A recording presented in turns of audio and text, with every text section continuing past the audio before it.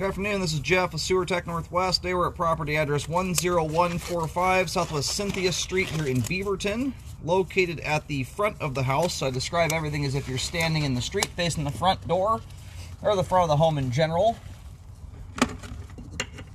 We are off to the right of the front doorway. Should you lose track of the clean out, it comes out between these two vents to the right of the front door, the foundation vents, but it's offset much closer to the right side vent. We're sitting about a foot to the left of this rightmost vent here. Got a 3-inch ABS clean out. We're going to check the overall condition, serviceability of the sanitary sewer line. Water is running, and we're going to zero out here.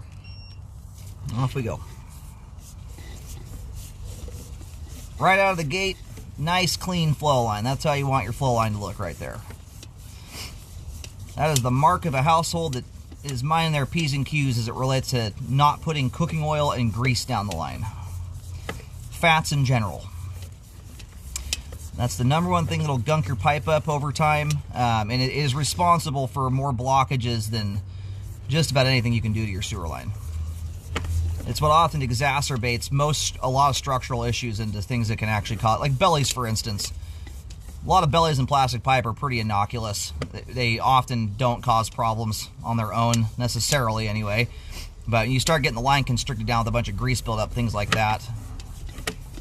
That's often what constricts them to the point where they end up turning into a problematic situation. As it relates to your more minor areas of standing water anyway. So, in fact, we just went through a belly area right there. That one had a reasonable amount of standing water in it. We're going to take a good look at that one on the way out when the line's drained. The kind of bellies I was referring to with the grease buildup are ones where they're kind of marginal, where you've got, half inch of water, something like that.